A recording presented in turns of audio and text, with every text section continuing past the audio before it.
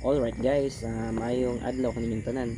So, daghang nangutana guys ba kung kanidong kunong pagbuhat og content o kining pag vlogger kung sayon ra ba daw.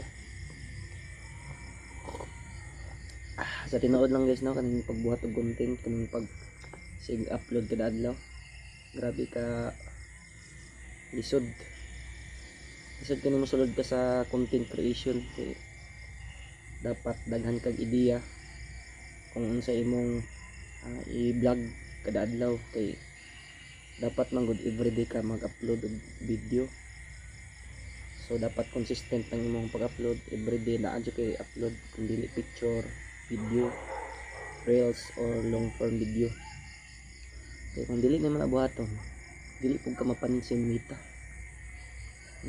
Pati lisuda kayo mag-vlogger guys kay tungod sa kadaghang vlogger na diri sa Pilipinas na siyempre yung uban mankamot mong gipod kay gusto pod maka-dollars sa kadaghang kuandre daghang vlogger. So buinas ra gyud na guys ng imuhang page i-introduce na imita sa daghang audience. So dapat ikaw nga content creator ka, dapat maningkamot jud ka nga ang imong content mag-viral kanang engaging bitaw ka siya. So paglantaw pa lang sa mga tao sa imong video, uy, murag interesting ka siya lantawon. Mga gitawag ng engaging nga video. Kinahanglan mangita jud kag paagi nga mag-viral ang video. Nya. Sa unta man kay pasirte ay naman din magbuhat-buhat kag content nga mag-viral gid. Sagara mag-viral kay katormang mga video nga mupatok sa panlanta sa mga tao kana bitong matamaan sila, maigo sila.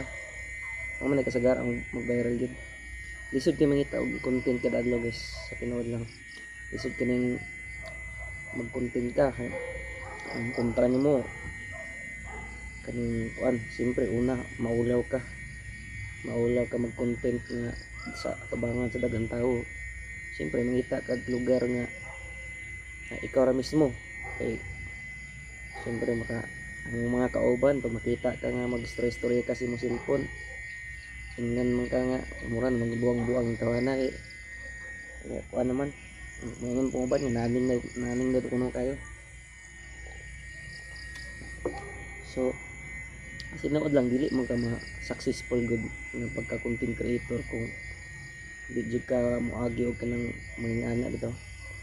Naunaon ninyo tanang mga big content creator karon, tanang mga taas na kay followers karon ng mga content creator nag-agi po na pareha sa amua nga gamay pag followers hantod sa nagkataas.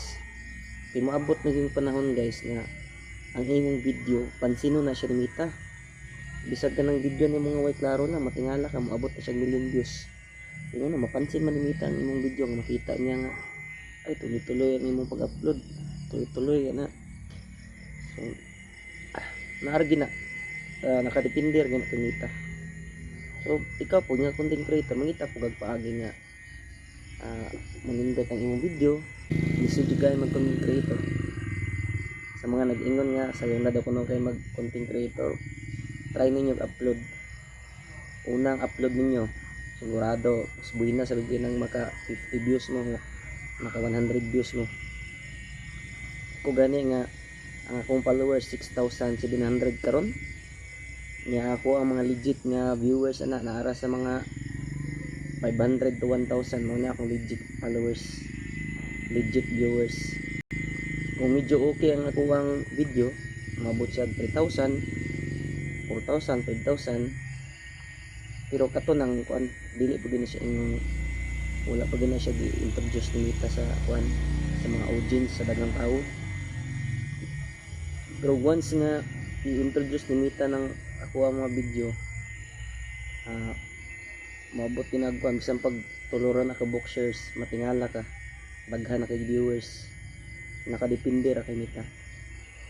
So baliwala nang nga kakapoy na importante ga income naman ta. So monetize naman ta guys. Income naman ko, so pasalamat ko. Upload lang ko kada adlaw gid, bahala nagkuan, bahala si Mita na kung mapansin sa kuang mga content, basta importante naka-income na ko. Sa mga konpod, sa mga nagbabalak dira nga mag content creator, ay nang ituwala og pag-asa. Ang nunaon ninyo nga ingani gid permente ang dagan sa pag-vlogger, pag-content creation. Digid lisod ay digid sayon, pating lisod gid. Sa mura akong matambag ninyo sa mga bagong content creator, pareha na ako.